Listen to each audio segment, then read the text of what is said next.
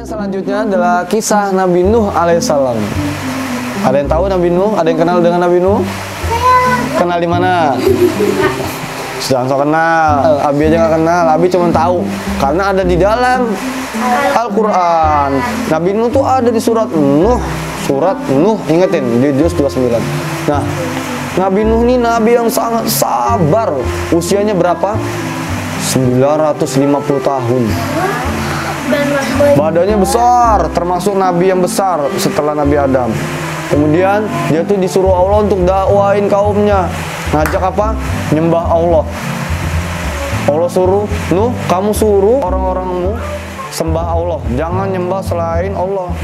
Kemudian Nabi Nuh setiap hari dia keliling-keliling kampung. Misalkan contoh nih ya, ini Dani nih orang kampung situ, dia nggak beriman pada Allah, didatengin sampai Nabi Nuh. Mas, jawab gak kenapa gitu? Kenapa? Mas, tau nggak Tuhan kita tuh Allah. Langsung Dani tutup kuping pakai ini. Tuhan kita ya Allah. Nggak didengerin. Dia selalu tutup kupingnya gini. Terus dia datangin ibu-ibu. Bu, tahu nggak Bu, Tuhan kita itu Allah. Langsung ibu itu nutup mukanya dengan bajunya. Tutup. Nah, jadi setiap hari kalau datangin orang pasti kayak gini. Atau lagi pakai bajunya. Semua kayak gitu. Nuh dibilangin apa? Jangan deketin Nuh. Nuh itu orang gila. Jangan dengerin omongan dia. Dia itu orang gila. Selalu dibilangin seperti itu. Nuh sabar terus sampai usianya 950 tahun. Pengikutnya berapa? Pengikutnya itu nggak nyampe 150 orang kurang lebih. Kemudian dia capek, ya Allah, saya ini sudah 950 tahun mendakwai orang-orang di sekitar saya, orang-orang kampung saya, tapi nggak ada yang mau ikut.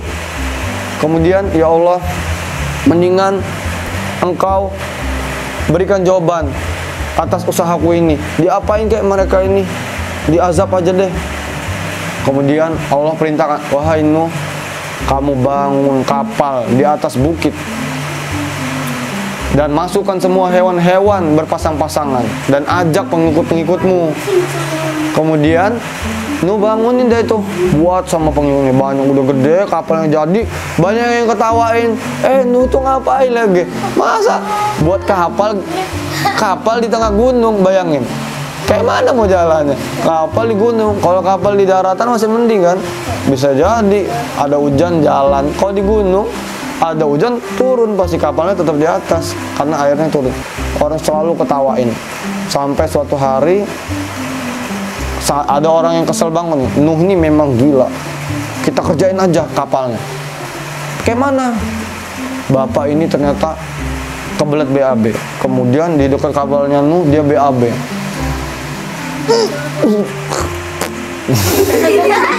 Kemudian besok lagi setiap dia mau BAB dia pasti ke kapalnya Nabi Nuh. Sampai kapalnya Nabi Nuh tuh bagian kirinya semua penuh dengan BAB-nya dia. Kemudian Nuh nggak tahu itu siapa yang buat itu. Kemudian tiba-tiba bapak ini kena penyakit. Penyakitnya tuh kalau zaman sekarang seperti stroke, nggak bisa bergerak. Kemudian ada orang lewat ke kapalnya Nabi Nuh, lewat tiba-tiba dia ini kakinya habis kena luka di sininya, jatuh.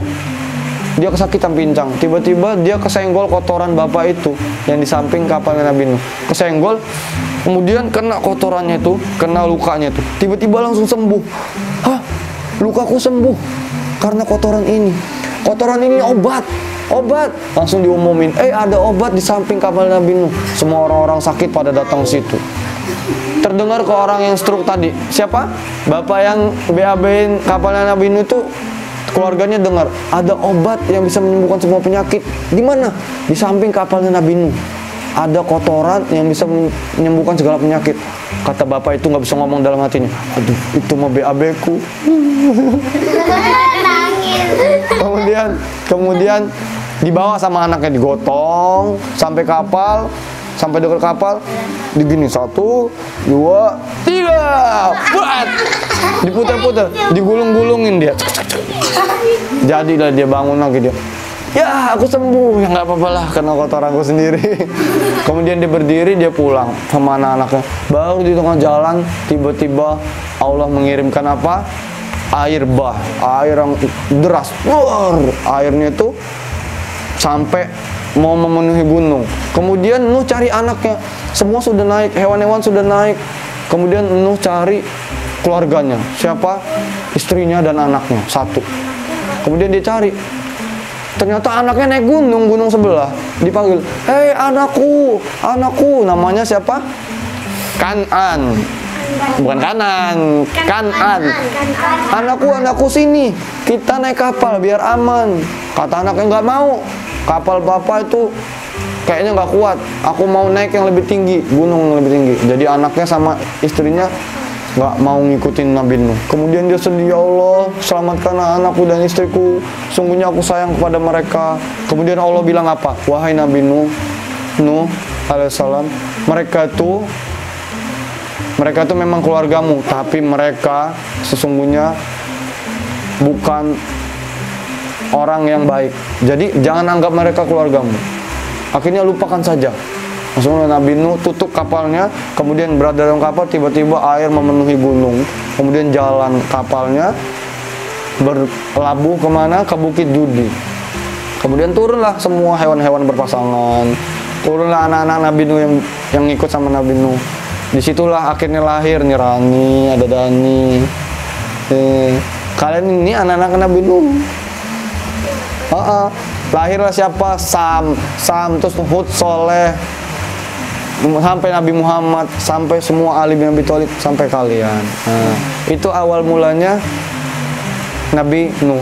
Jadi pelajarannya di sini kita harus, kalian tahu apa? Beriman pada Allah, satu hasilnya. Kemudian harus nurutin kata orang tua. Ingat tadi Kanan, akhirnya dia tenggelam. Kemudian nggak boleh ngerjain orang. Masa kapal Nabi Nuh di BAB-in? Walaupun kesel tetap dijaga, apalagi BAB-in kapal orang. Ya, jadi itu kisah yang dapat Abi sampaikan hari ini. Minggu depan insya Allah ada kisah-kisah yang lebih seru lagi. Masih semangat? Siapa kita? Generasi cinta Quran, Allahu Akbar.